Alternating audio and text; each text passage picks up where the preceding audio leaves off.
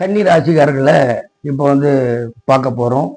இப்போ இந்த கன்னி ராசிக்கு 11ல் குரு பகவான் லாபத்தில் அமர்ந்திருக்கிறாரு.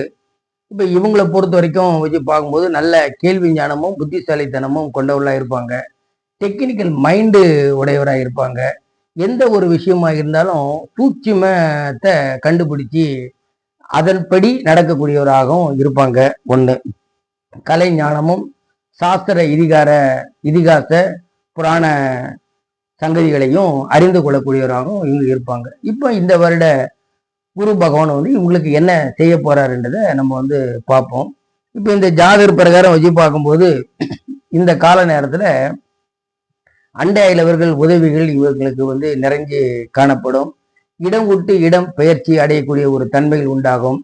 ஒரு வீடு மனை சொத்து சுகங்கள் விற்காத நிலைமை இருக்குது, அதெல்லாம் இந்த கால நேரத்தில் விற்க வேண்டிய ஒரு சூழ்நிலையும் அதன் மூலமாக வரக்கூடிய அதிர்ஷ்டங்களும் பொருளாதார பலன்களும் இந்த ஜாதகத்துக்கு அமையக்கூடியதாகவும் இது இருக்குது. ஒன்று.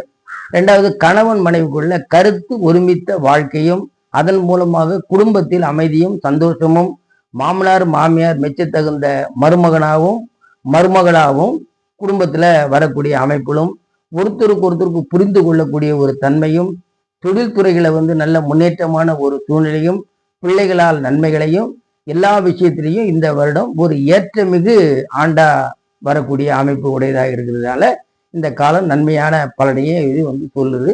இது சுபமா இருக்கும்.